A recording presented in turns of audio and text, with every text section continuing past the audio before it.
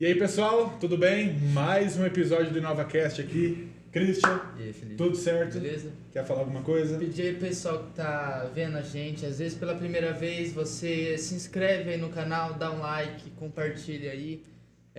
Segue a gente também no Instagram, @InovaCastOficial. E hoje a gente tá aqui com ele, Paulo. Paulo Tudo bom, Freitas. Paulo? Uma salva de palmas, Paulo. Valeu. Muito obrigado pela presença. Obrigado. Paulo. Bom? Prazer. Paulo, vamos começar a falar um pouquinho mais sobre a sua infância, né? Você nasceu em Serra Negra, né? Serra Negra, cara. Nasci em Serra Negra, interior aqui de São Paulo, né? Próxima a Campinas, cidade fria, cidade pequena, mas uma cidade legal, graças a Deus. Cidade turística, uma cidade muito bacana, assim. Não sei se vocês já tiveram a oportunidade de ir lá, mas Não. vale a pena, cara. Uma cidadezinha legal, Mas assim, que pra férias. turística, o que tem lá, assim, pra... Tem comida, tem frio, tem loja. É um gramado mais acessível. É isso aí, gramado para pessoa com baixo poder aquisitivo. Exatamente. É mais ou menos isso. É estilo Gramado, estilo Campos do Jordão, né? Uma cidadezinha legal. fria, alta, montanha.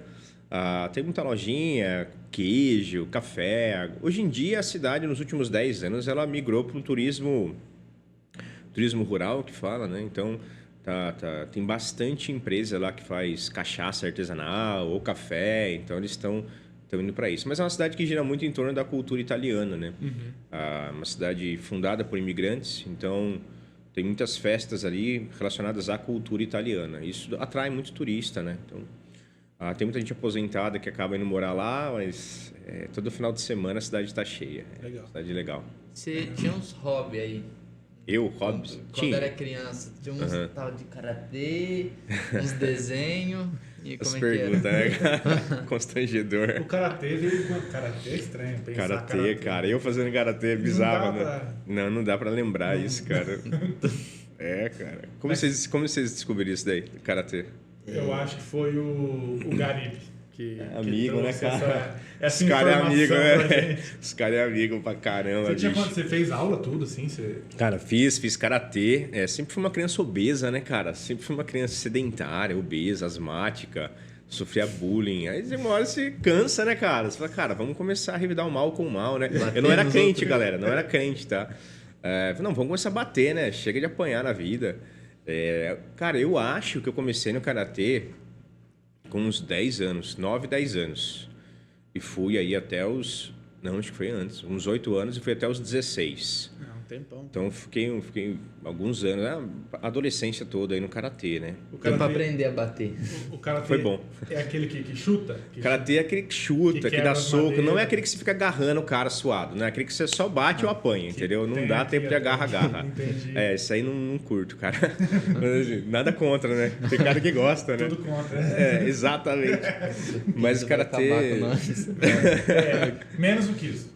Não, Kiso- Ele é super gente boa. Do Leite, esses caras A aí... gente apoia esse tipo. Eu critico Eles mais merecem. o Dudu, no caso, do Mendonça. Pessoal, É mais fácil, né? O que a gente pode, né? mais tranquilo. É isso aí. E, cara, você falou que você não era crente nessa época. Como que era a sua família? Ela recebeu o evangelho, você recebeu o evangelho primeiro. Com que idade vocês converteram? Como que foi essa chegada até a igreja, assim? Não, a minha conversão foi na juventude já, com 18 anos. Meus pais se converteram depois que eu me converti. Então, a minha irmã sempre foi assim, uma pessoa muito relacionada com a igreja evangélica. Não sei precisar se ela já era convertida ou não, mas ela desde pequena ia com uma tia minha em todas as denominações do mundo, assim, Ela é mais todas as nova que igrejas. você? Mais nova, 3 anos mais nova. Mas eu, na juventude, na adolescência, assim, eu sofri muito com depressão, lutei muito com isso, assim. E na minha juventude eu acabei conhecendo a igreja evangélica com 18 anos. E ali na igreja evangélica Deus realmente começou a me transformar. Era uma igreja neopentecostal, chama Igreja Evangélica do Brasil. É uma denominação pequenininha, mas foi uma bênção na minha vida, né? Naquela fase assim que eu estava. Entendi o evangelho. E depois que eu me converti, Deus começou a transformar mesmo a minha vida em várias áreas, principalmente em relação a relacionamento familiar. Que nessa fase da adolescência e juventude assim, não era muito legal assim, meu relacionamento com meus pais, principalmente com meu pai. Mas pela graça de Deus, depois que eu me converti, isso mudou muito, assim, graças a Deus. E meus pais decidiram ir para a igreja também, cara, por ver a mudança na minha vida, assim. Meu pai era muito católico, minha mãe era muito espírita, então eu cresci nesse meio, mais espírita do que católico, na verdade, né? Mas eles decidiram juntos, assim, olha, a gente precisa desse Deus aí que tá mudando a vida do nosso filho. E a minha irmã começou a ir comigo. Depois de uns 3 meses, meus pais foram para a igreja, então estão no evangelho até hoje, graças a Deus. Foi lá que você conheceu a Amanda? Foi lá. Eu não vou mentir, eu fui para a igreja por causa da Amanda, né, cara? Eu detestava crente. Foi nessa assim, primeira igreja. Nessa primeira igreja. Eu não curtia muito crente, né? Achava tudo retardado, né, cara? Que isso? Esses caras loucos, Cara, né, então- velho? Nossa, dando dinheiro pra pastor. Todas essas coisas que a galera fala de mim hoje aí. Eu pensava, né? Eu falava.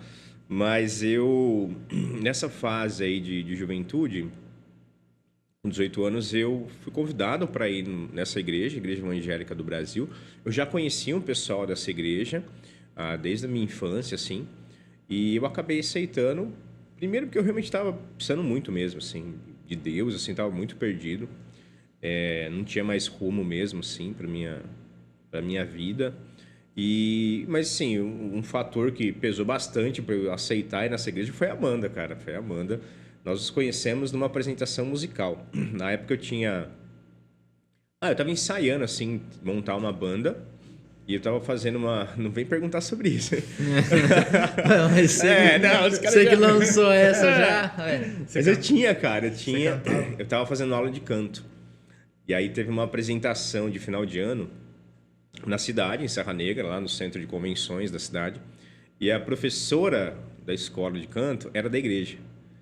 E ela levou todos os alunos para se apresentarem e levou a galera da igreja também. Então tinha 2, 3 alunos se apresentavam, vinha a galera da igreja com louvor.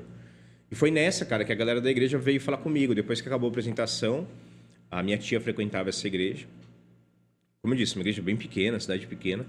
O pessoal sabia, assim, da minha depressão, da fase que eu estava vivendo. E a galera chegou, os jovens da igreja, eram acho que uns 7 jovens, assim, chegaram e disseram, a gente tem orado por você e tal. Eu já conhecia eles.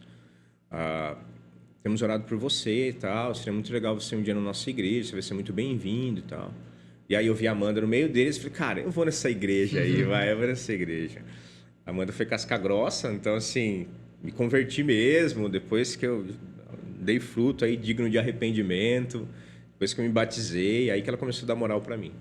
Mas eu fui por causa dela. Você comentou esse negócio da música, eu lembro de uma vez. Eu acho que foi os primeiros 3, 6 meses que você estava aqui na igreja. Sabe aquela época que te pedem coisas? Você é novato? Eu não vou negar, eu vou lá, né? Vou quebrar um galho lá. Um culto de quinta-feira, culto de oração. Aí eu não podia ir, eu não sei o porquê eu não podia, e me ligaram. Você pode emprestar seu violão pro Paulo? Eu, Paulo, posso, né? Eu emprestei. Depois eu vi umas fotos, tocando violão e cantando. Eu nunca imaginei isso. Aí depois ele falou, nunca mais vocês me colocam para fazer isso. Pois é, cara. Pois é. Mas sabe o que é? Eu não gosto, cara, de tocar, porque é muito talento para pouco ser humano, sabe? Não, brincadeira. Zoeira. Cara, eu sou ruim, velho. Sou ruinzão, mas assim, eu na minha antiga igreja... Porque assim, eu fiquei nessa igreja evangélica do Brasil aí um tempo, quase um ano. Depois a igreja fechou. E aí... migrei, fui para a Assembleia de Deus, outras igrejas, até que eu fui parar na Igreja Batista. Na Igreja Batista, também em Serra Negra, era uma igreja muito pequena.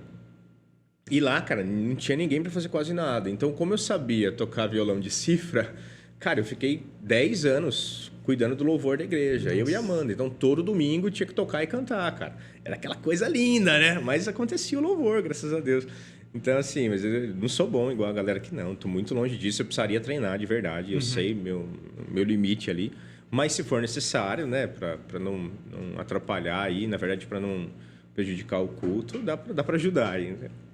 Só E isso. você, nesse tempo aí na igreja, a ideia de ser pastor foi surgindo ao longo do tempo ou teve algum acontecimento que você falou, não, acho que é o que Deus quer para minha vida, vou ser pastor? Cara, essa questão do pastoreio, ela começou, assim, depois que eu fui para a Igreja Batista, isso começou a florar muito dentro de mim. eu fiquei quase 2 anos migrando de igreja em igreja, em igrejas neopentecostais e pentecostais. De novo, cara, não tenho nada contra, não tenho crise. Foi uma bênção na minha vida. Mas quando eu cheguei na Igreja Batista, comecei a estudar a Bíblia, assim, de um modo que... primeiro que para mim foi, assim, esclarecedor, né? Foi como se Deus estivesse tirando as escamas dos meus olhos mesmo, assim, sabe? Cara, é assim que Deus age, né? Poxa, é assim que Deus quer que eu haja, né? Porque, infelizmente, o evangelho no Brasil... ele é muito ligado a regras, né? A galera fica colocando regra, faz isso, não faz isso é ser crente. Quando você começa a estudar a Bíblia, você vê que é muito mais profundo, muito mais íntimo, né? Então ali começou meu coração começou a se despertar para isso. Não para ser pastor, eu nunca quis ser pastor. Mas eu queria ensinar a Bíblia, isso eu queria. E aí começou assim, cara. Eu lembro que nessa igreja aí, a Igreja Batista Memorial, lá em Serra Negra, né? Que foi a igreja onde... eu me formei mesmo, que me enviou para o seminário, que eu me tornei pastor, né? A nossa antiga igreja, que também, não tenho o que falar, uma bênção na nossa vida, na nossa história. Eu lembro que de sábado não tinha culto de jovens, porque não tinha muito jovem na igreja. E aí o pastor, ele fazia estudo bíblico. E nós ficamos 1 ano e meio, cara, estudando o livro de Atos, Atos dos Apóstolos. Todo sábado à noite tinha um estudo do livro de Atos. E aí um dia, foi no dia 14 de janeiro de 2006, fazendo uma exposição ali sobre a vida de Paulo e Barnabé, a primeira viagem ali missionária, né? O pastor lançou um desafio assim, né? Olha, quem gostaria de um dia também ser usado por Deus para levar o evangelho onde for necessário? E ali para mim foi um marco, sabe? Assim, se tem um divisor de águas, foi esse dia. Até na capa da minha Bíblia tá lá, dia 14 de janeiro de 2006, eu disse sim ao Senhor, né? Nesse sentido, um chamado vocacional. Você tinha quantos anos? 2006? Cara, 2006, eu não sou bom de matemática, não. Tá. Mas eu tava com Por 20, quase 21. Quase 21. Então, o meu... 20 anos. Uhum. O meu desejo, assim, sempre foi servir a Deus. Não tinha um foco de ser pastor. Aí começou um processo, né? Na igreja, como eu falei, igreja pequena... servi em todas as áreas, né? Até que eu cheguei para o pastor e falei, pastor, eu quero ir para o seminário. Não sei se eu quero ser pastor, mas eu quero estar envolvido com missões, de algum modo. E aí ele falou, bom, se você quer, então tem algumas etapas. E aí ele foi colocando algumas etapas. Primeiro você precisa servir na igreja, em todas as áreas. E, cara, eu servi em todas as áreas da igreja, terminei a faculdade, que era um pré-requisito da igreja, tem que fazer uma faculdade. Faculdade do quê? Educação física, cara. Faculdade de educação física. Porque assim, era o mais rápido para me formar, né? Você não pensou em fazer alguma coisa que tinha a ver com essa área pastoral? Pô, ele é karatê, velho. Não, mano, pô, eu era atleta, cara. Atleta de Cristo. Não, mas é assim, é que antes de eu me converter, eu já tinha começado a faculdade de educação física. Mas eu tranquei, cara, nessa fase de depressão aí, tava muito mal mesmo e tranquei. E aí, quando eu acabei indo para a Igreja Batista e começando esse desejo de querer ir para um seminário, o pastor veio com essa proposta, né? Era a regra da igreja. Eu falei, cara, eu vou começar uma faculdade do zero, eu quero ir logo para o seminário, entendeu? Aí eu falei, mano, vou acabar aquela faculdade, vou ver se eu consigo, né? Eu tinha trancado e naquela época acho que era até 3 anos que você podia ficar com o curso trancado. Uhum. Aí eu fui na faculdade e liberaram para voltar. Aí eu terminei, fiquei mais 1 ano e meio fazendo, na verdade, no curso. E também assim, em relação ao reino, eu sempre pensei, cara, queira ou não, é uma profissão útil, assim, né? Vou ser missionário em qualquer lugar, você pode trabalhar com esporte, né? É uma porta de entrada, né? Não é a faculdade que eu queria fazer, não era o sonho da minha vida, mas assim, eu já tinha começado porque é o que dava para eu pagar na época. Aí tranquei, veio essa regra da igreja para poder ir pro seminário, e falei, mano, vou tentar terminar, e deu certo. Você chegou a dar umas aulinhas de... Cara, trabalhei. Eu, antes de eu me casar, né, eu fiquei 1 ano trabalhando para juntar grana, conseguir casar, e depois que eu casei, essa foi outra regra da igreja também. Eu e a Amanda, a gente achou que a gente ia casar e já ia pro seminário. E quando nós nos casamos, o pastor chegou e colocou isso. Falou, não, agora vocês vão ficar 1 ano aqui casados, servindo a igreja, E depois que vocês curtirem um ano de casamento, aí vocês vão para o ministério, porque o ministério é muito intenso e tal. Então foi muito bom para nós. Eu fiquei 2 anos atuando como professor. Eu passei no concurso público e virei professor municipal lá, né? Na verdade, da cidade de Lindóia, que é do lado de Serra Negra. Aí eu dava aula lá, Para cara. as crianças. Até adolescentes, né? Até colegial, né? Nossa. Infantil a colegial, cara. Eu era o professor de educação física da cidade. Mas- Então eu pegava todas as faixas etárias, cara. Existem 2 tipos de professor de educação física. O que chega na sala, vão pra quadra e joga a bola lá. Só joga bola. É Que isso aí. se lasque. Isso aí. E o que passa a matéria, prende na sala. Que é o famoso chato, né? Qual você acha que eu era? Vai lá. Eu acho que você largava a bola lá pros meninos Você concorda? e deixava eu as acho que sim, meninas... tem um humorista muito bom que ele fala assim, que tem o professor na educação física, é só largar a bola. O que eles aprendem na faculdade para ser professor de educação física? Como largar a bola só as crianças. 5 anos. E falar que não pode chutar bola de vôlei. É isso aí. também. Cara, Pode. eu era o professor que ensinava, mano. Para. Sério, cara, eu era o mala, velho. Eu dava prova. Triste. Sério, Prova, cara, prova. ensinava o que é força, a importância de tipos diferentes de força. Então foi assim, ensinava todos os esportes, cara. Eu fazia a molecada passar por vários esportes. Dava assim, eu dava... eram 2 aulas, acho, na semana. Então, todo dia dava ali meia horinha de esporte, mas pelo menos meia hora de iniciação em outras modalidades esportivas. Até musculação, tudo. Eu tinha uma academiazinha na escola, então era legal. Eu era bem assim, chatinho nisso, pra galera se descobrir em outros esportes, assim. Então eu era chato, cara. Nada novo, né? O primeiro contato com a nossa igreja foi durante o seminário? Foi durante o seminário, cara. No Como que seminário... foi isso? Então, foi através do Renato, né? Através do Renato. No seminário, quando eu fui pro seminário, eu e a Amanda, nós já éramos casados, só que a gente não tinha carro. E de final de semana, todo aluno tem que sair para servir em alguma igreja. E a nossa igreja era relativamente próximo de Atibaia, né? Onde fica o seminário. 1h30. Só que a gente não tinha carro. Então, para você pegar o ônibus, era um dia de viagem, cara. Tinha que ir para Campinas, tal. De Campinas ir para lá, era chato. E o Renato estava lá, nós éramos da mesma turma na época. E ele tinha carro, só que Tupã era muito longe. Sim. Então, o seminário nos uniu. Falou, Renato, você tem carro, você não quer ir para a igreja deles, você serve lá e você dá carona para eles. E então, ali a gente começou a conhecer um pouco mais o Renato e, por tabela, Tupã, né? O Renato sempre falava, cara, você tem que trabalhar em Tupã, eu quero te levar para Tupã. E eu confesso assim que eu ficava, mano, que Esses Tupã, índios, velho. né? Eu Que quero você ser pensava? missionário, mas não é entre índios, não, cara. Sei, Não quero galera pelada, oca. Na minha cabeça era isso, Tupã. Perdão, galera, me perdoe. Não, Mas, mas é normal. mas é isso aí. Cara, foi assim. Aí o Renato, ele insistiu bastante, mas na época eu zoava. Falei, imagina, que é que Tupã e tal.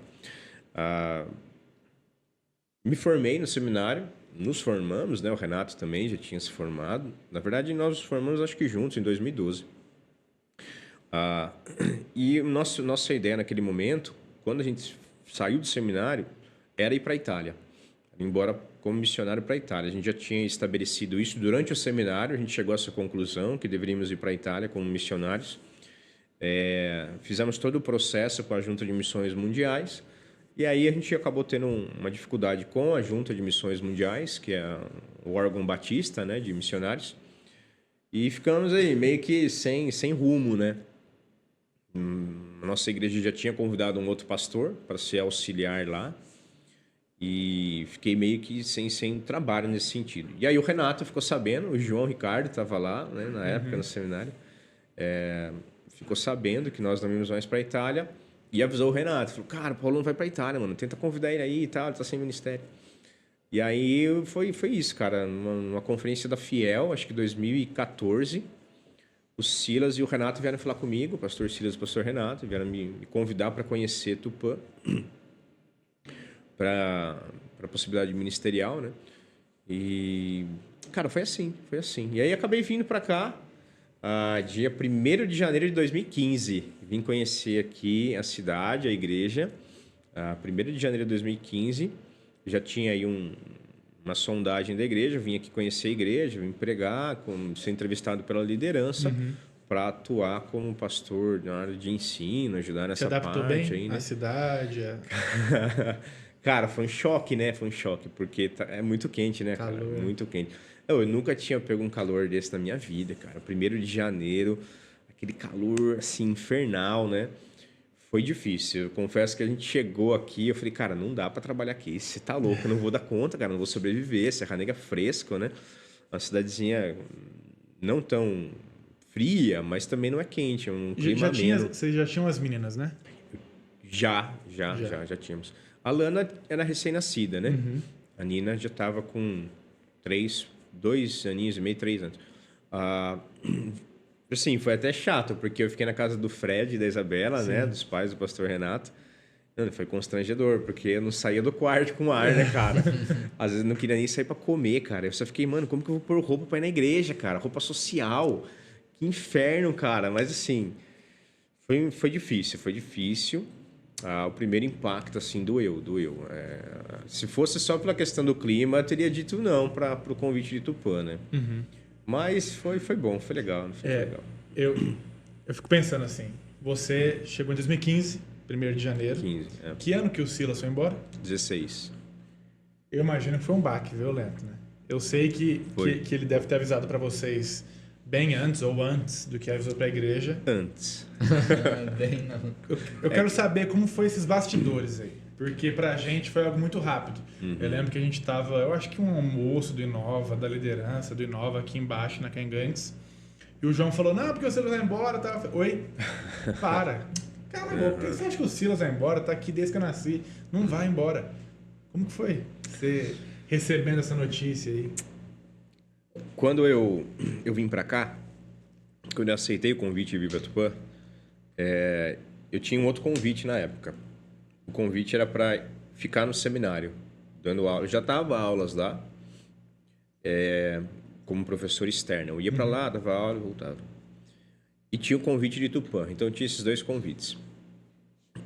Na minha cabeça, o seminário era, assim, uma realização ministerial de um sonho, que estaria envolvido com a questão de ensino, que é algo que eu gosto muito. Mas como na minha cabeça eu ia trabalhar, seja no Brasil, fosse na Itália, com treinamento de obreiros para o ministério, basicamente eu só conhecia uma igreja, que era a minha antiga igreja, Batista. E aí o convite de Tupã balançou por isso. Falei, cara, é uma igreja muito diferente da minha antiga igreja, tanto de tamanho quanto de perfil, de características. E, cara, eu vou trabalhar junto aí com o Silas, ser auxiliar, maneiro, cara. Pô, vambora. O Silas, ele já era conhecido, assim, porque ele era presidente Ele era conhecido, ele assim, é presidente da né? Fiel? Não sei se ele ainda é, mas acho que sim, é presidente do Ministério Fiel, né?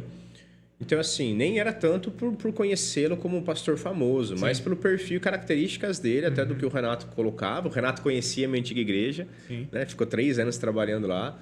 Então, eu falei, cara, vai ser uma baita escola para mim estar em Tupã com o Silas. Eu lembro que quando eu vim para cá, eu fiz um combinado com a liderança.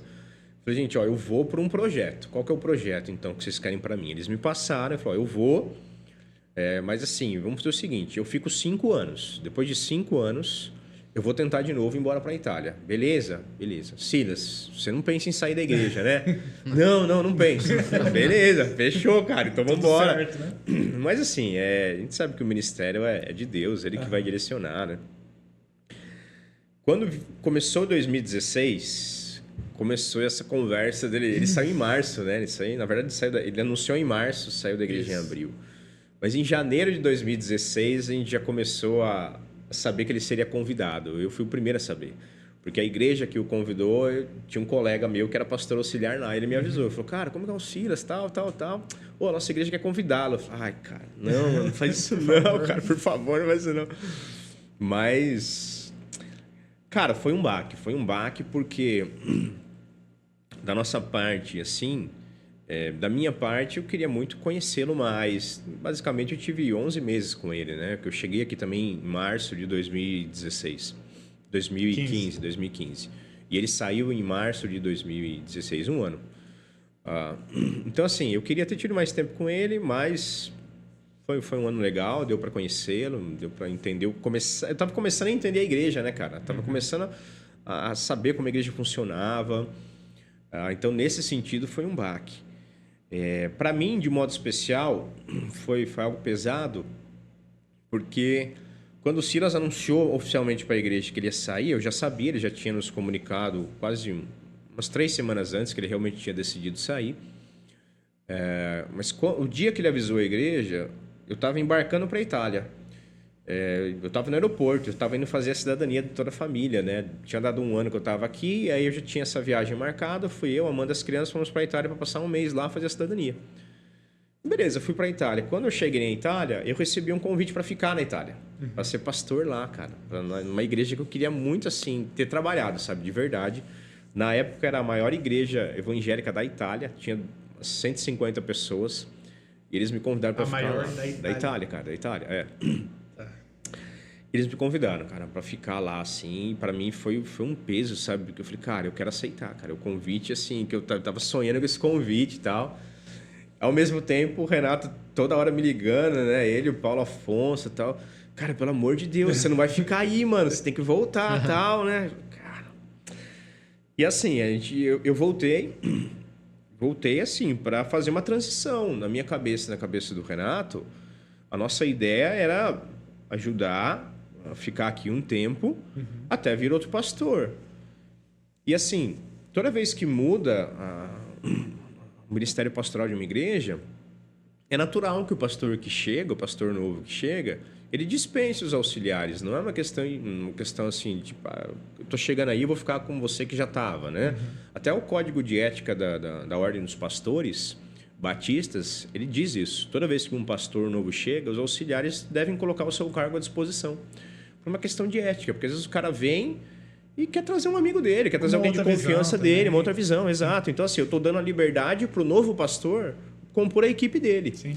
Então, quando eu voltei da Itália e quando eu vim para cá, assim, cara, foi tipo, cara, tô dizendo não pro meu sonho, tô voltando para Tupã, na minha cabeça, cara, eu vou ficar mais uns 5 meses lá até chegar um pastor novo e ele vai me mandar embora, entendeu? Mas vamos embora, não vou fazer essa loucura com a igreja, deixar a igreja desamparada agora, deixar o Renato na mão, né? E a gente cheguei aqui de viagem e logo na sequência veio o convite para assumir a igreja. Assim, não foi uma coisa que a gente esperava de modo algum. Mas como é que cara. foi o convite? Foi o convite mais louco da galáxia. Mas assim, foi cara. pela igreja ou foi pela diretoria? Cara, foi pela liderança da igreja. Foi uma reunião mais reservada, então. Não foi em assembleia. Não, o convite oficial foi em assembleia, né? Mas o primeiro convite foi pela liderança da igreja.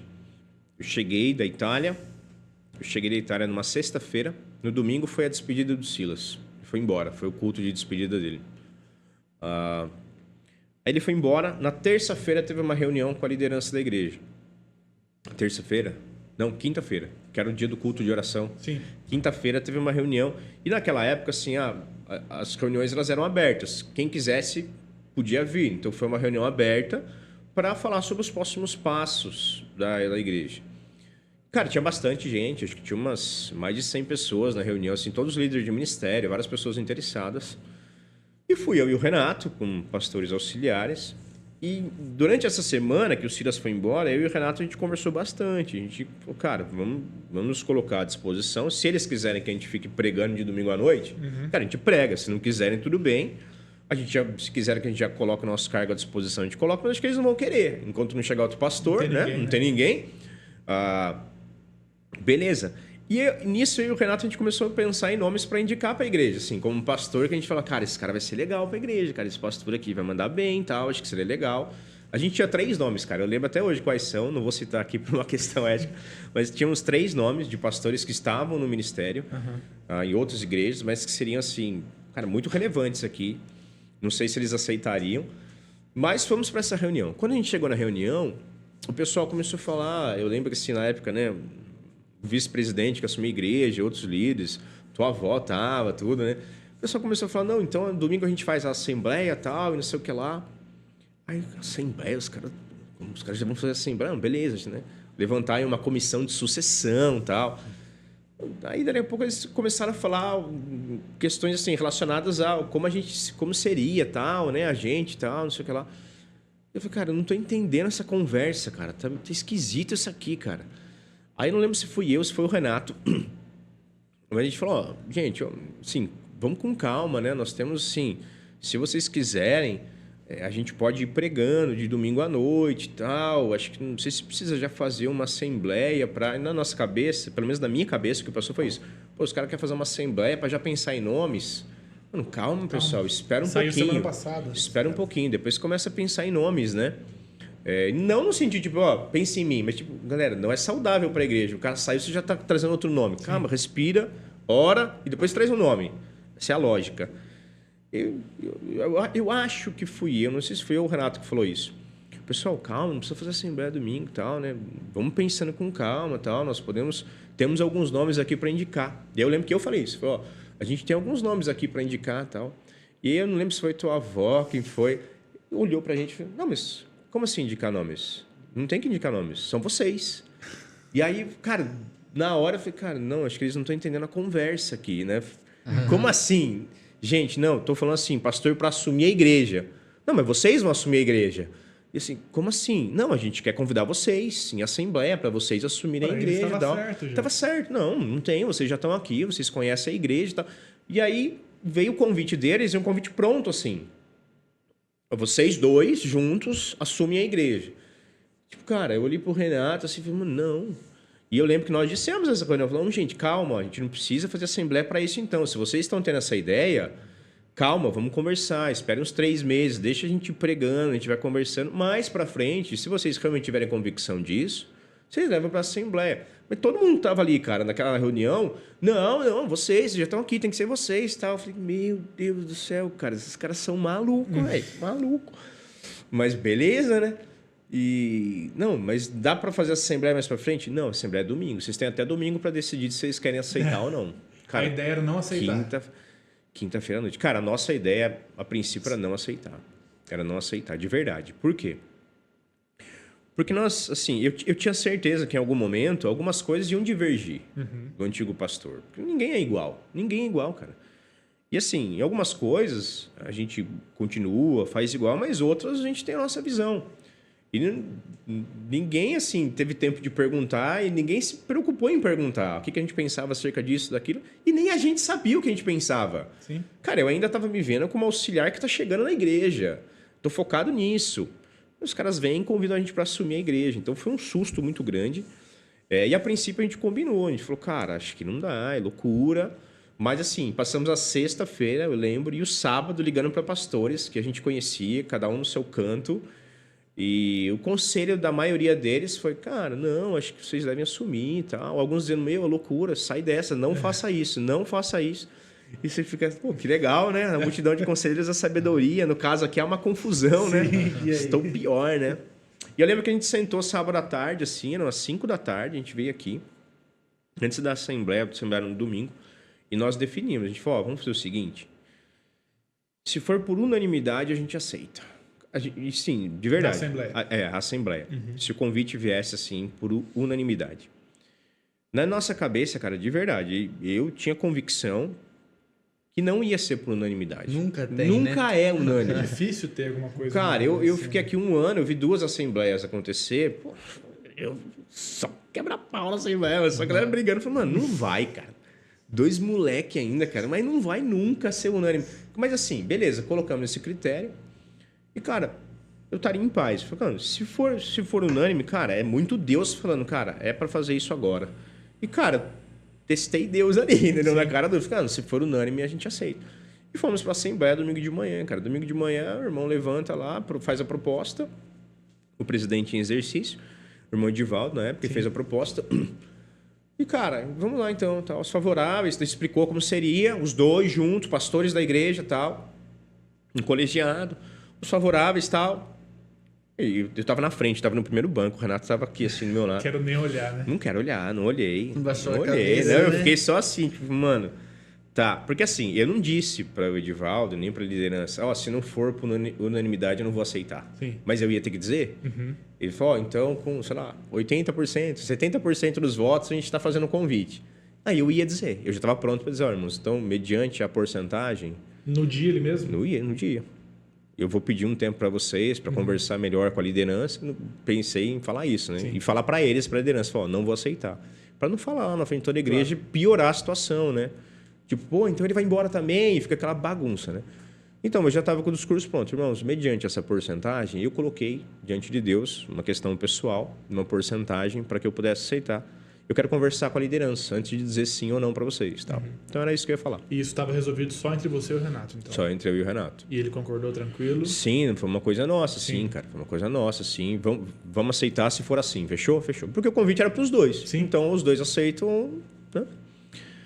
E, cara, na hora que ele falou isso, ele falou, então agora os contrários. Aí eu falei, bom, agora vamos esperar eles contarem, né? Então não há contrários? Cara, a hora que ele falou isso, eu falei, meu Deus do céu, cara, foi muito difícil levantar, cara. Foi muito difícil levantar a cadeira. Então eu quero chamar aqui os nossos pastores e tal. Mano, não teve tempo de falar, eu aceito. Eu nunca falei, eu aceito. Sim. Quero chamar aqui os nossos pastores e tal. Eu falei, caramba, velho. Foi assim, cara, foi loucura.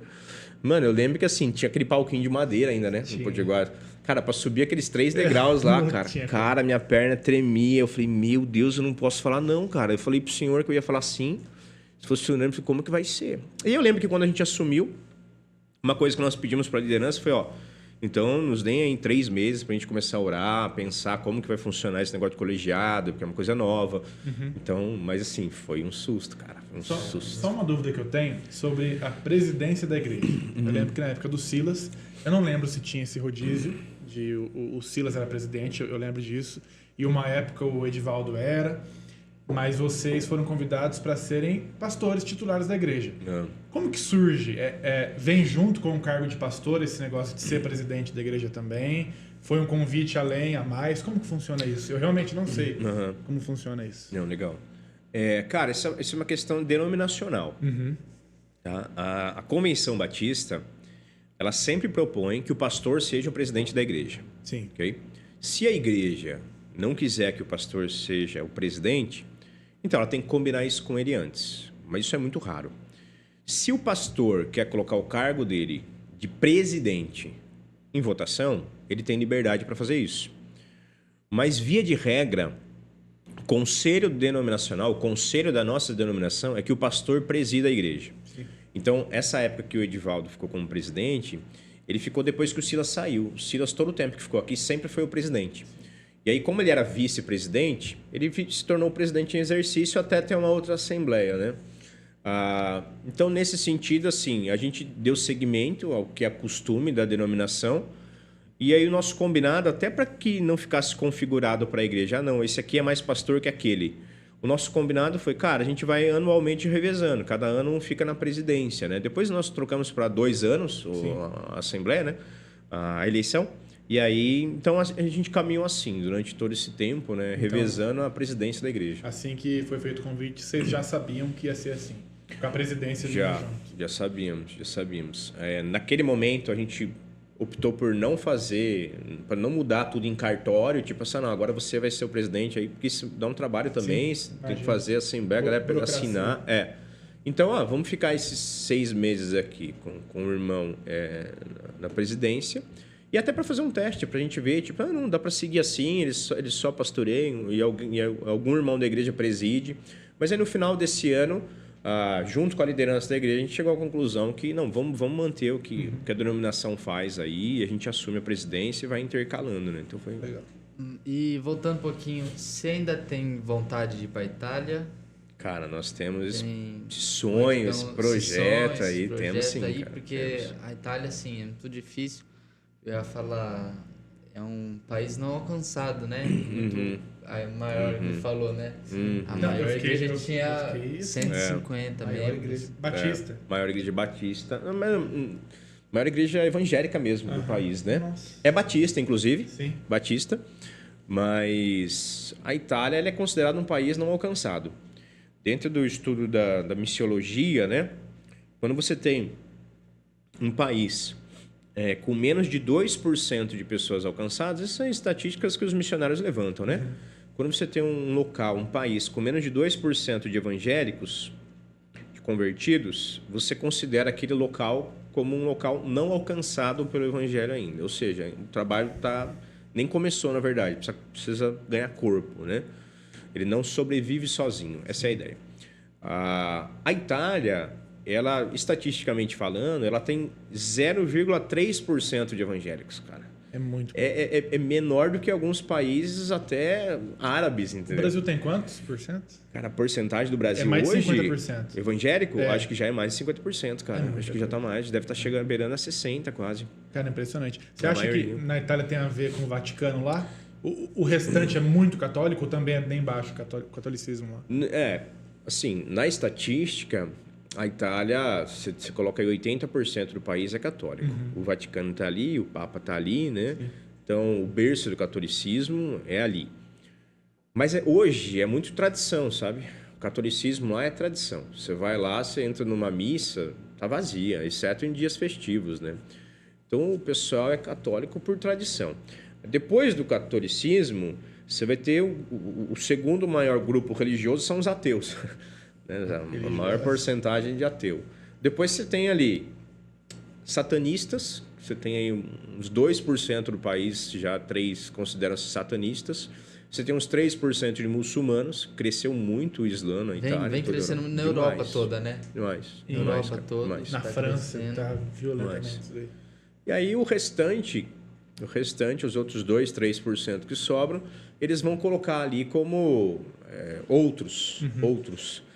Dentre esses outros, os cristãos não católicos, que aí você tem espírita, você tem testemunho de Jeová, você tem evangélico protestante, 0,4%, 0,3%, cara. Tem algum fato histórico antigo por que a Europa tá desse jeito? Assim, aconteceu alguma coisa? Pra Pro evangelho? Porque, cara, impressionante, né? Cara, depois da Reforma Protestante, século XVI, século XVII começa a surgir o movimento do Iluminismo, né? E século XVII e XVIII, essa ideia da renascença, da redescoberta, né, do homem e da independência do homem de uma divindade, isso nasce na Europa, né, cara? Nasce através da cultura italiana e através de filósofos, né, alemães e tanto faz. Cara, isso começa a gerar no europeu uma mentalidade de que nós podemos evoluir a parte de Deus. E aí também vem todo o movimento anti-Deus, né, vamos colocar assim, que surge na Europa, século XVII e XVIII, começam a minar mesmo a fé cristã, né, minar o cristianismo, né. Então, na Itália, o cristianismo sobrevive por causa da Igreja Católica, mas como eu falei, é tradição, é cultural. Sim. Cultural. A nossa cultura é ser católica, mas eles não sabem o que é isso. Na Espanha... O famoso não praticante. Espanha e Portugal ainda são países também, assim, católicos. Os demais países, cara, hoje já o ateísmo é a maior parte, assim, da maioria da Europa é o ateísmo, depois o Islã. O Islã tá crescendo muito. Até na Espanha, Sim. quase 50%. A Espanha já tá quase 50% Islã, outra católico. Mas Não, é só engraçado como uma lei pode mudar toda uma sociedade, né? Talvez antigamente uma lei que permitia os refugiados virem, hoje em dia está crescendo violentamente.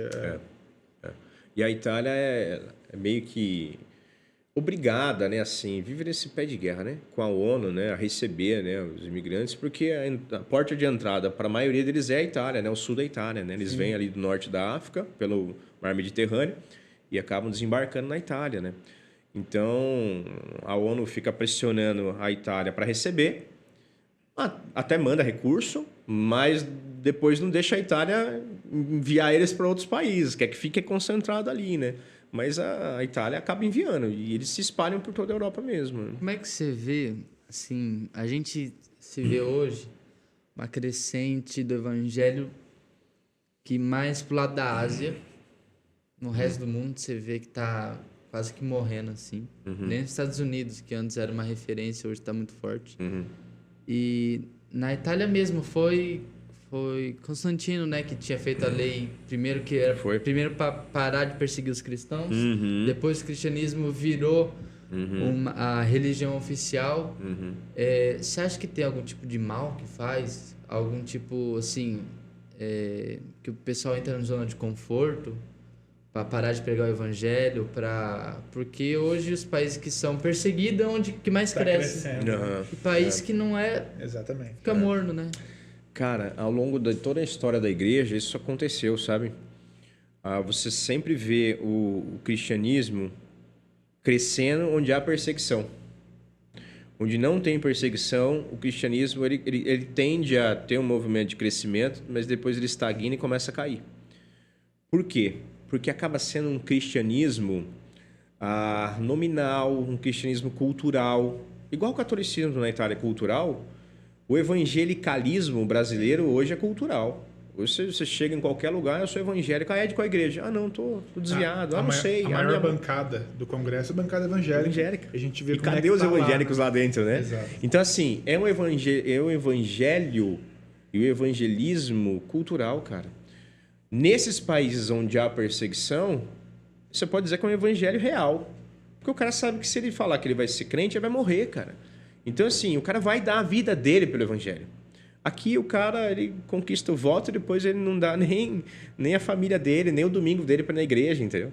Então, onde há liberdade, a tendência é que as pessoas corram para a libertinagem. Liberdade que eu digo, liberdade de religião mesmo, assim. Onde há perseguição, cara, ali você vê pessoas que estão engajadas e é de coração, é com convicção. Então, eu creio que o evangelho tem crescido bastante na Ásia. Primeiro, pelas dificuldades. Segundo, pela promessa de Jesus, que as portas do inferno não vão prevalecer ante o avanço da igreja. E aí fica mais claro ainda, cara, é Jesus que está fazendo aquilo acontecer, cara, porque naquele contexto a igreja está crescendo, cara, é Deus que está atuando ali, E é cíclico. Eu não sei, se Jesus demorar muito para voltar, eu realmente acredito que vão se passar alguns séculos, o evangelho no Brasil vai cair, o ateísmo no Brasil vai crescer e talvez daqui 1000 anos o evangelho comece a crescer de novo aqui. Então, é cíclico, sabe? Isso, parece que essa ideia do evangelho crescer onde há liberdade, infelizmente, os cristãos realmente acabam se acomodando, como você colocou, cara. Há um mês atrás, você e o Kleber foram para a Itália. Fomos, mais ou menos um mês atrás. Março, E eu vendo os stories do Kleber ali, eu vejo, quem tá pregando ali, falando em italiano? O Paolo. É bom. Cara, então você manda bem no italiano mesmo, desenvolve legal. Cara, eu rasgo, né, velho? Pra pregar, você deve falar bem, sim. Falo pra caramba, cara. Nossa, cara, você ora primeiro pelo dom de línguas, né? Mas Deus não manda, aí você tem que estudar, né, cara? Tem que estudar. Não, eu entendo bem, Eu consigo ler, assim, falar, você trava, né? Porque você não tem o hábito de falar. Sim, o dia a dia. Não tem o hábito do dia a dia. Mas, assim, essa viagem que a gente fez para a Itália, foi assim, foi uma viagem para começar a pensar e planejar uma ida de novo para lá, né? Para começar um ministério lá. E chegando lá, eu falei, cara, vamos embora, vamos encarar, vamos na cara e coragem, vou pagar mico, vou errar, vou acertar, mas vamos embora. Não dá para ficar aqui, tipo, preciso estudar. Não, vamos ver o meu nível, né? Até que eu acho que eu me saí bem, assim, né? Não sei se a galera entendeu alguma coisa. O Kleber não entendeu nada, ele falou. Entendeu? Ô, Felipe, eu admiro muito o Paulo, Mas, cara, foi a primeira vez na vida que eu falei, cara, o Paulo pregou águas aqui. Não entendi nada, cara. Não deu pra entender. Muito complexo. Muito complexo. O cara não entendeu nada. Nem sei se eu entendi o que eu falei lá. Você fez quanto tempo de aula de italiano? Quando que você fez isso? Cara, eu estudei italiano. Estudei italiano na minha pré-adolescência.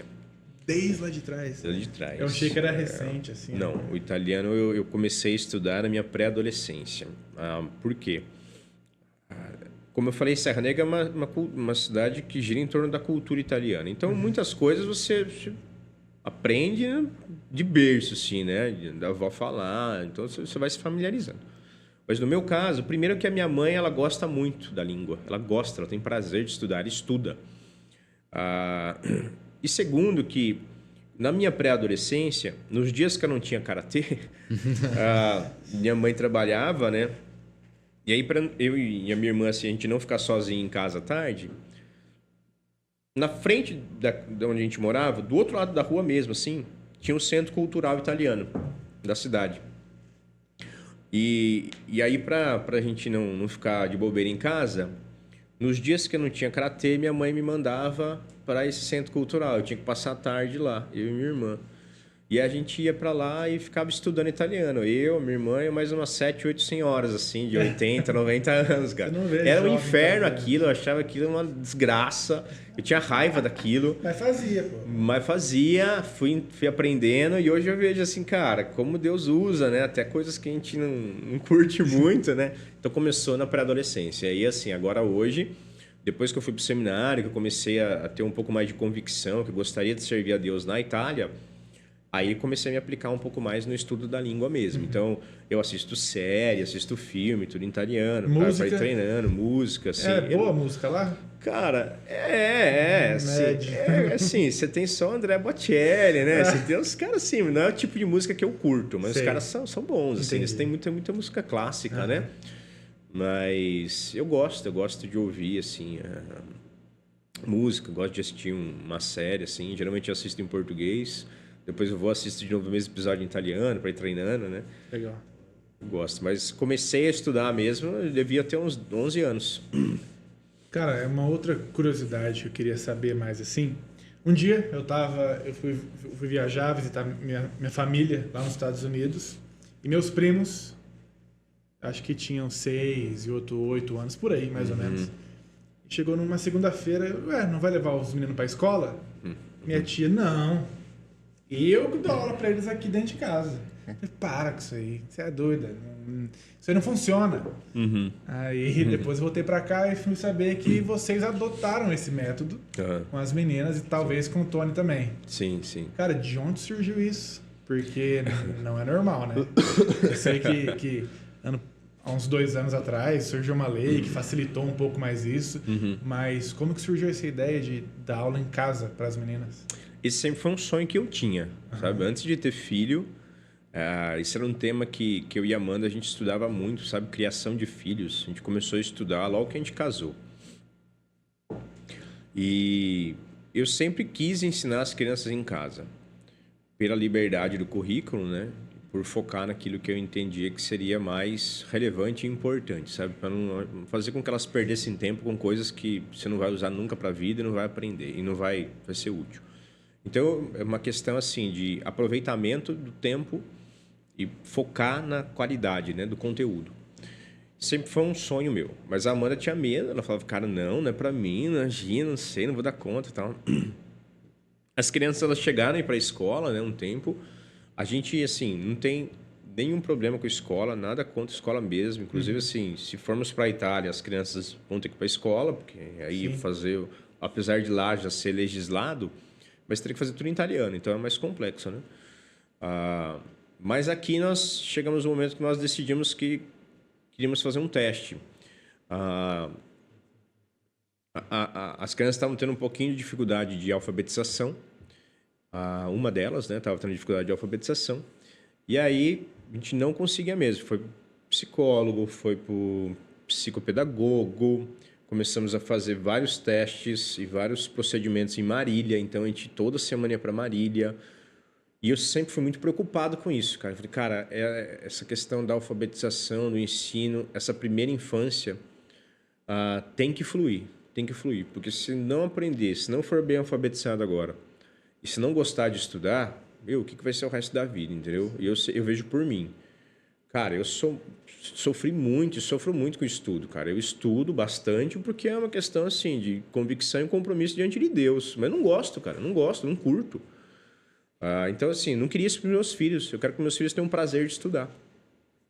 E aí, elas estavam na escola e a Amanda fez uma pós-graduação se especializando numa metodologia de alfabetização para tentar ajudar as crianças, principalmente uma delas.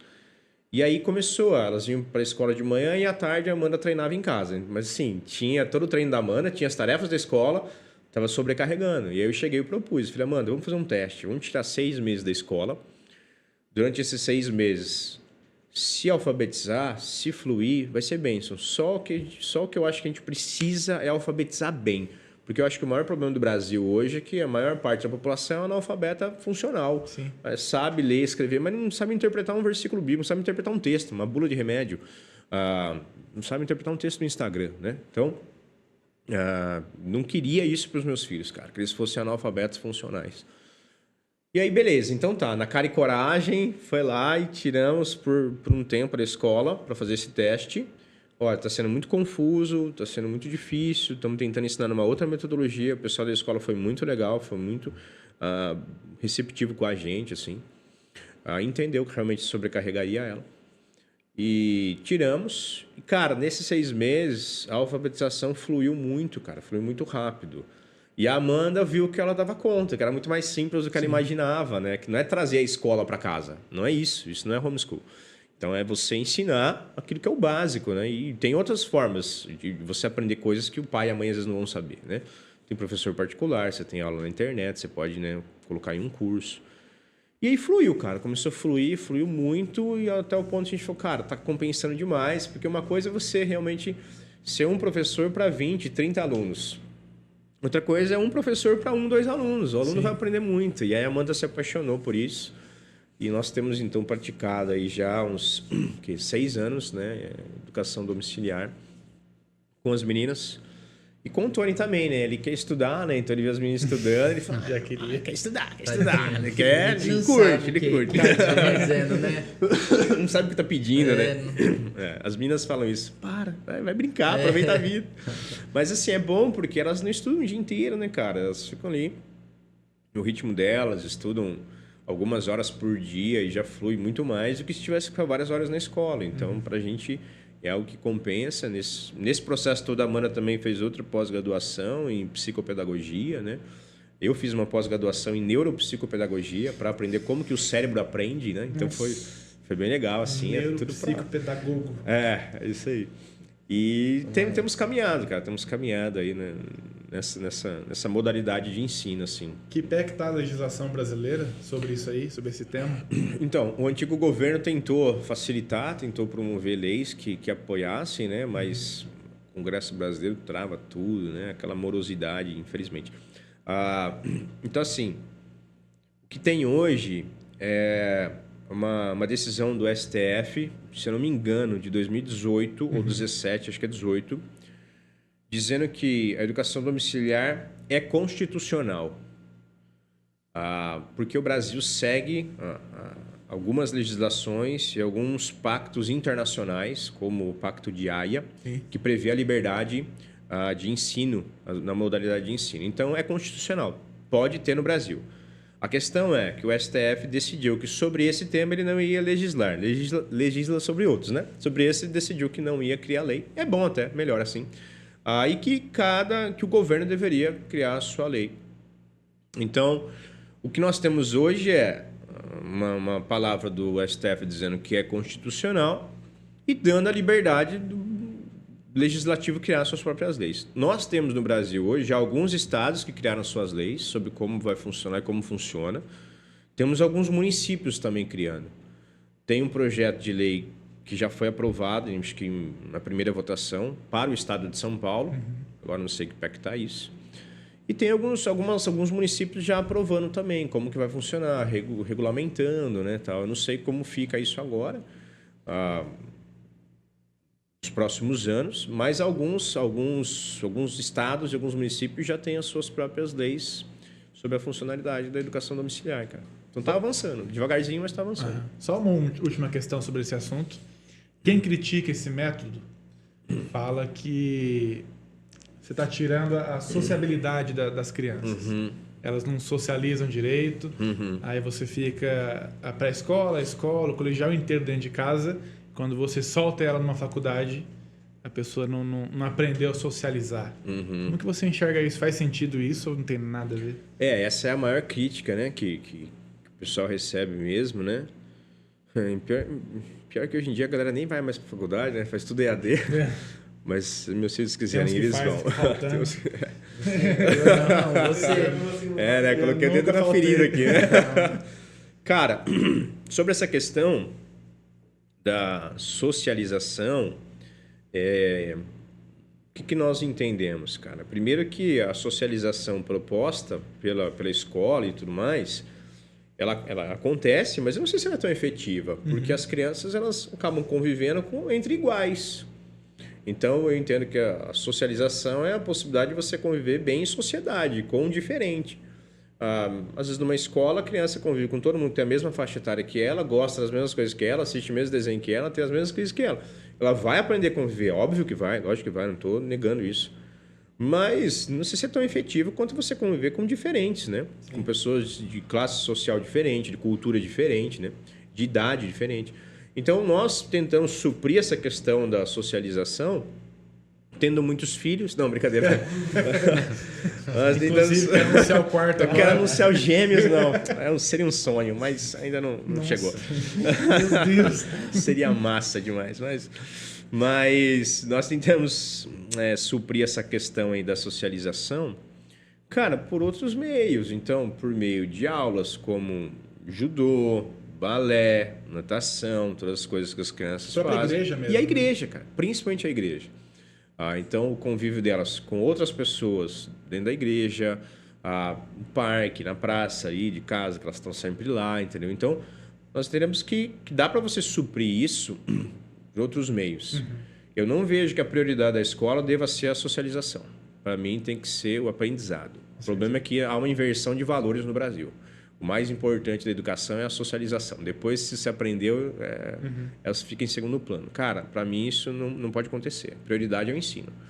É óbvio que a socialização tem que acontecer e a gente busca suprir isso por meio de convívio com pessoas de outras igrejas, que a gente tem amigos de outras igrejas aqui na cidade, então elas estão sempre juntas, de outras faixas etárias, como eu falei, e de outras religiões, obviamente, por meio de balé, do judô, Sim. todas essas aulinhas aí que elas fazem, né? Então, assim, a gente tem como suprir isso, cara. Tem como suprir isso. Eu vejo assim, de longe, né? Mas parece dar a impressão que isso e outros motivos fez com que seus filhos sejam bem próximos uns dos outros. Uhum. Lembro que nesse último acampamento a gente tava uns meninos aí, não sei quem eu, tava com lançando a bexiga de água com aquele estilingue gigante assim. O que se pegar no rosto pode... Mas é que ele voou, bateu no chão assim e molhou o Tony. De novo. Aí a Nina pegou no braço dele, foi em direção até nós, deu bronca. Porque molhou o Tony. Fica aí. Justiceira, cara, justiceira. Mas não é. A gente deixou ele sob os cuidados delas, né? Tipo, meu pai vai ficar bravo que ele molhou, né? Não, relaxa, acampamento e tal, pode ficar tranquilo. Elas estavam todas com medo, assim, né? Mas eles são muito amigos, assim, graças a Deus, são muito próximos. E a Nina e a Lana, principalmente, né? Porque elas estudam junto, aprendem tudo junto, tem matéria juntos, apesar de ter aptidões diferentes e fazerem alguns cursos diferentes uma da outra, né? Que são áreas que elas gostam mais. Uma gosta mais de artes, outra gosta mais de línguas, então elas caminham em algumas coisas separadas, mas elas estão sempre juntas, né, cara? Sempre então briga, se abraça, se ama. E o Tony tá no meio delas, achando que manda alguma coisa, né, cara? Querendo ser o macho alfa ali, né? Ele é. Ele é muito paulo. Ele é, cara. Nos pontos positivos e nos negativos. Mas você tinha... A gente tava falando sobre viagens missionárias, né? Sobre ser missionário. E tem uma viagem missionária que você fez pro Paraguai, junto com o Clever. Foi. O Mendes também foi um povo aí. Tem umas histórias legais. Cara, essa viagem aí... Umas histórias de... Eu já fui em viagens piores, viu? Do que essa. Já fui em viagens piores. A gente falou com o Thomas aqui e eles falaram que vocês foram para Amazonas. Você foi junto? Não, eu não fui, eu não estava na igreja ainda. Eu nem lembrava dessa viagem, eu nem sabia. Não, foi, faz muito tempo isso. Mas o Mendes falou. Ele já contou a história dele, que ele se perdeu e vocês ficaram doidos atrás dele. Ele Mas contou. Tem outra história, né? Que a gente quer saber. Tal de ele pegar as malas correndo, né? O último dia lá. No Paraguai. Nossa, cara, a gente foi pro Paraguai 2019, 2018. Que ano que foi, Kleber? 19, né? Janeiro de 2019. Fomos numa minivan aqui, umas 15 pessoas aqui da igreja. Estávamos em 4 adultos, não sei se todos responsáveis, mas 5 adultos. Uma roubada, né? E 10 ou 11 jovens e adolescentes ali, né? Cara, nós ficamos num bairro em Assunção, no Paraguai. Assunção, no Paraguai. Tem que falar certo, né? Cara, era um bairro assim, era um bairro meio barra pesada. Vou usar esse termo aqui, tá? Um bairro meio barra pesada. E nós ficamos numa chácara. Era uma casa assim, afastada de terra, assim, era ruim de chegar. E era uma chácara bem grande, assim. Tinha uma casa, um sobrado bem grande. E aí tinha piscina, tinha um campo de futebol. Era um lugar legal, mas era um lugar assim, simples, né? E já, assim, você chegava lá, todo mundo ficava de olho em vocês, né? Porque você é diferente, né? Turista, o que os caras estão fazendo aqui, entendeu? Sim. Nesse lugar, né? E assim, tanto os meninos da igreja quanto as meninas, pô, chega gente nova, chama a atenção, né? Sim. Então todo mundo, né, olhando, você fala, cara, que responsa, né? Fala, bom, me ajuda aqui, né? Era um bairro bem perigoso. Era um né, bairro também. perigoso, era um bairro perigoso. Bem perigoso. E assim, lá o... Brilhante. a Porte, ideia de não, colocar eles quem lá. colocou a gente lá tem uma ideia prêmio. brilhante. Merece. Mas assim, cara, lá o porte de arma ainda é liberado, né, cara? Você fala, cara, posse de arma é liberado. Você fala, cara, eu não tenho, qualquer um aqui pode ter, entendeu? Aham. Você fica com receio. Bom, no último dia, cara, a gente foi fazer um evento lá, foi num culto, eu acho. E quando a gente chegou, tava chovendo muito, bastante. E acabou a força de todo o bairro. Tá, deu um blackout. Pra ajudar, né? Pra ajudar, Dar cara, aquela pra ficar ajudada. tranquilo. Isso. E a gente ia pegar as malas, acho que era umas 10 da noite, ia viajar a noite toda. E no dia seguinte ia chegar em Cidade do Leste para passear, que ia ser o nosso dia de passeio. Que foi a história que o Mendes Foi a história contou. que o Mendes deve ter contado para vocês. Tomara que ele tenha contado tudo mesmo. Bom, vamos focar na noite anterior, né? A desgraça do Mendes. Vamos focar na noite anterior. Aí ele contou, eu vi isso aí. Verdade. Ele pegou leve comigo e com o Kleber achei lá. também. Ele Você pegou contou bem pra gente leve, aqui, cara. Ele ele- pegou bem leve. Não foi bem do jeito que ele lembra, não. Mas que bom que ele tem aquela visão nossa, Isso. assim, né? Que a gente é tranquilo e tal. Que bom. Tá, vamos lá. Na noite anterior, a gente chegou, então, na casa pra pegar as malas. Cara, quando a gente chegou, blackout e tal, tudo apagado. E assim, pra você chegar na casa, você tinha que andar, atravessar todo o campo, atravessar a piscina e você chegava na casa. Ficava bem no fundo do terreno, mas era um terreno grande, era uma chácara. Cara, aquele breu, assim, tudo apagado, chovendo. Cara, fomos nós, né? Pô, vamos lá. E todo mundo, as meninas. Todo mundo. Quando a gente chegou na casa, a porta da casa estava aberta. Cara, como assim a porta tá aberta, cara? Alguém entrou aqui, cara. Roubaram nossas coisas, sabe? Meu, É roubaram. lógico. Agora, aproveitaram que deu blackout, sei lá. Mas a crise será que estão lá dentro? Ou será que já pegaram e vazaram? Porque na minha cabeça eu tinha certeza, cara, roubaram nossas coisas, cara. Roubaram nossas Com coisas. certeza, né? Tava tudo aberto. Que legal, que encerramento de viagem, Isso. né, cara? Chovendo, blackout e a porta aberta. Falei, caramba, e agora? Vamos embora? Entra na van e larga Deixa tudo as aí, malas. ou vamos entrar, né, cara? Deixa as malas ou vamos entrar? Tinha polícia ou é só um Polícia? xerife? Um xerife. Não é prefeito, é um síndico que tem lá. né? Cara, não tinha não, cara. Um Não pajézinho. tinha. Não tinha ninguém nem da Terrível. igreja junto com a gente. Só estávamos nós ali. O pessoal da igreja. Não tinha ninguém. Só tava a gente com o motorista da van, pega as coisas e vamos embora. Só que a gente ia assim, tomar um banho, fazer a mala. O cara da van é brasileiro? Brasileiro. Tá. Cara, e aí assim... Aí pra entrar lá, cara, nossa, cara, foi tenso, cara. Não, vamos ter que entrar, né? Vamos ter que entrar. Aí que vem um momento assim... O ápice. Aí que vem o ápice da história, né, cara? E aí, entrar ou não entrar? Eis a questão, né? Não, vamos entrar, cara. Vamos entrar, porque assim, eu cresci, cara. Eu sou da geração Sylvester Stallone, né, cara? Eu não sou essa geraçãozinha que tem aí, não. Robert Pattinson, esses caras, não. Metro Seco. Não, eu sou da geração, né? Sim. Macho, cara. Assim, Rambo, velho. Cara, Porrada. tem que entrar, velho. Se o cara me esfaquear lá, eu vou ter que entrar. Isso é ser homem, vou ter que entrar, cara. Eu com o Kleber. Aí eu falei, Clebão, Nossa, vou velho. entrar, mano. Entrar. Aí, porque assim, você não tem uma faca, você não tem luz, você não sabe se tem alguém. Mas você tem um karatê. Eu tinha o karatê. Você não sabe se tem alguém lá dentro. Você não sabe quantos são. Você não sabe se o É cara tá verdade. com faca, tá com arma. Você não sabe nada. Mano, só sei que assim, cara, o melhor jeito de entrar é botando banca, cara. É botando banca. Aí então eu queria ali, assim, dois retardados. Quem foi na frente? Cara, não lembro, entramos junto, cara. Quem foi na frente, Kleber? Porta. Não, eu falei, Clebão. Um karatê na porta. Quebrou a porta. Clebão, do vamos meio. embora, cara. Vamos nessa. Cara, Só vocês dois. Só nós dois. Todo mundo ficou fora. Eu falei, você espera aqui, cara. Qualquer coisa vocês saem correndo. Isso. Os moleques já tinham saído correndo, né? Quando eles viram a porta aberta, só ficou as meninas lá. Eles ficaram tudo atrás do balcão, lá, escondidos da churrasqueira, né? Todos Bom saber. os machos alfa. Cara, entramos, velho. Vambora. Mano, eu sei que eu dei uma bicuda na porta e saí gritando.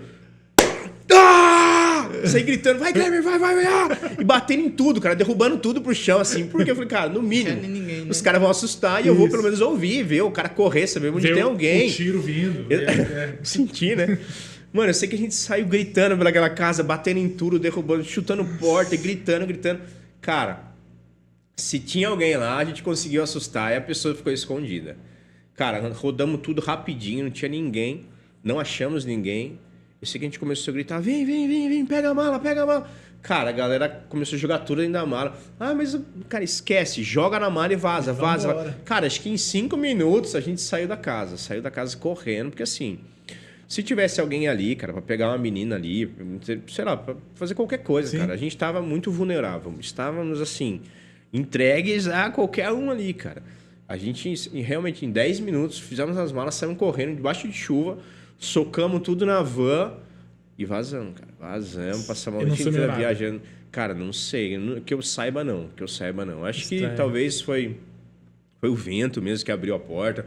Ou, sei lá, alguém entrou lá e... A gente chegou junto e assustou a pessoa. Às vezes porque só tinha assim, um gato no canto, né? Mas a porta estava trancada, cara. A gente trancava a porta. Eram essas portas grandes de madeira, assim, sabe? Porta dupla. Cara, alguém arrombou essa bagaça aqui. Mas, cara, o Rambo, né? Tantos anos assistindo, serviu pra alguma coisa, né, cara? Vamos surtar aqui igual ele no meio da floresta aqui, cara. Tirando pra todo lado, sem ver quem tá acertando. Só atira. Aí saiu gritando lá, cara. Foi louco. E a galera lá fora não sabia se ria da nossa cara ou se, tipo, eles estão lutando com alguém lá dentro, né, mano? Dá pra saber se achou essa gritaria, né? Cara, mas foi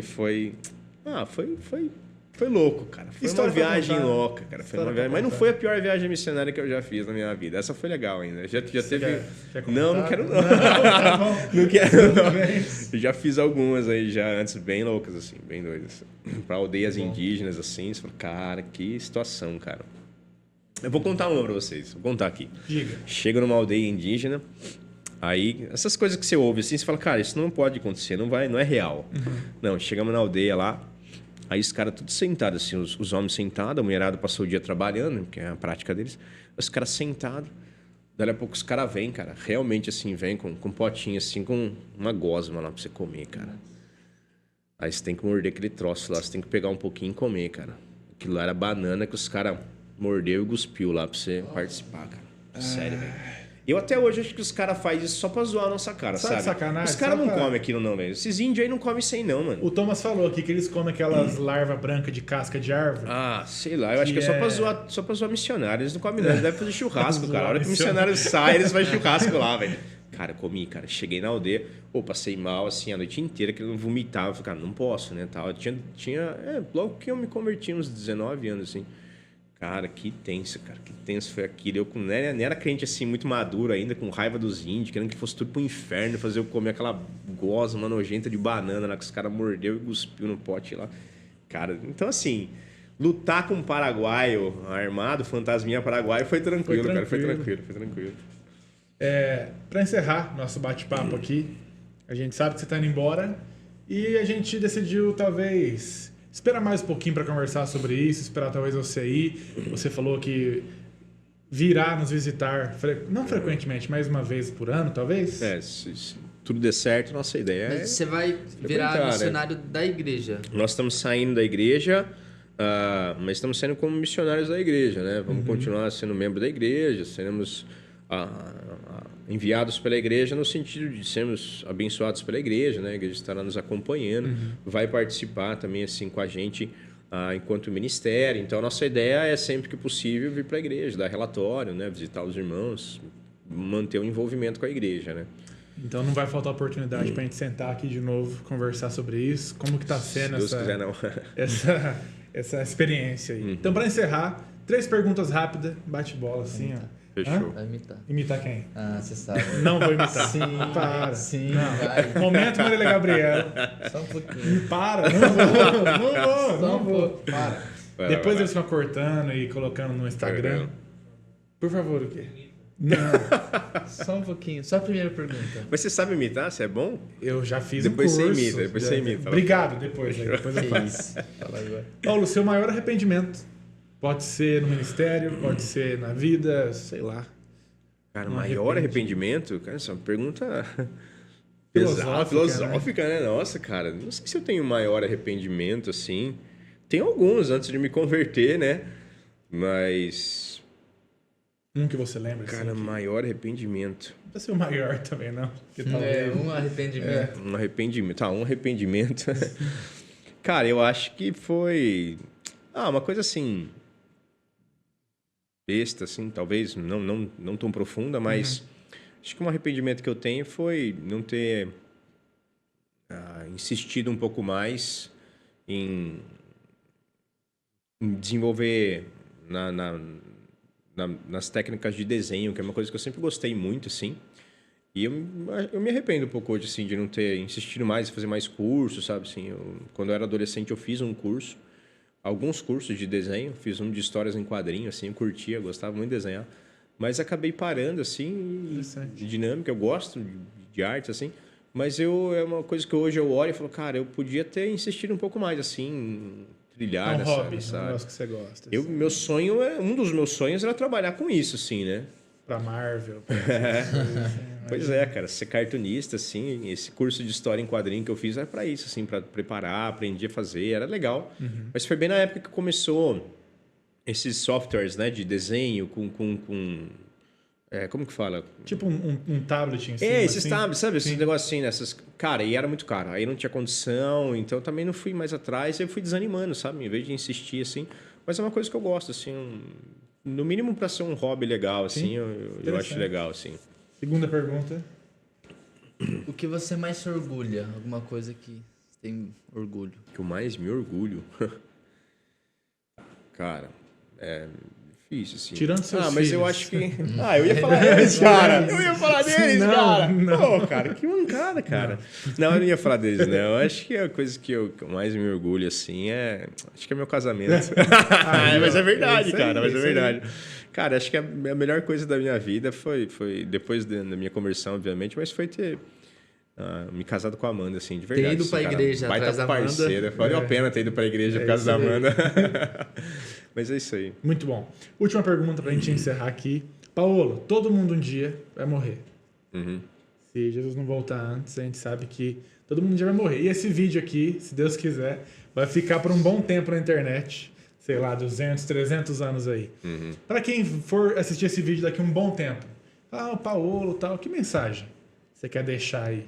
Que mensagem eu quero deixar Pra esse pessoal aí. Essa é filosófica. Essa é filosófica, cara. Eu não queria falar, mas tipo suas últimas palavras. É muito forte falar isso, Tá, mas beleza.